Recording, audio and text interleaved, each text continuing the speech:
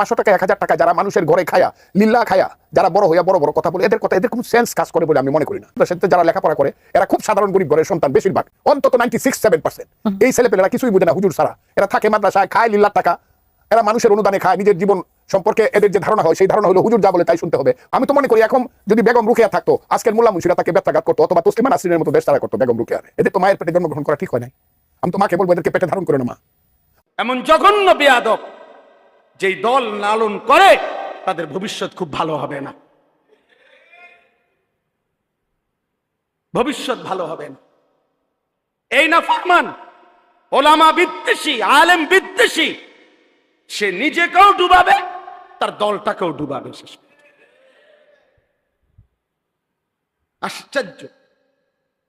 এই পর্যন্ত কয়েকবার ডিগবাজি দিছে, দল বদলাইছে, এই পর্যন্ত বহু দল বদলাইয়া।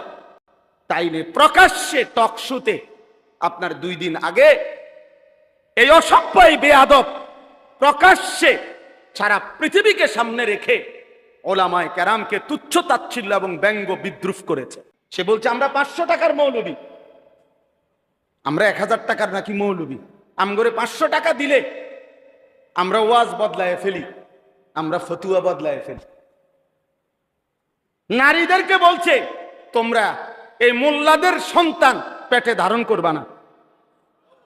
বয়স্ক মানুষ, বয়স 60 বছরের কম হবে না, সে একেবারে সে বলতেছে মোল্লাদের ইসলামের মধ্যে কোনো মোল্লাতন্ত্র নাই।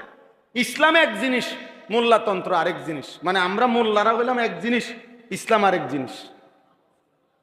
তুই কি কইলি পাগল, কি কইলি তুই?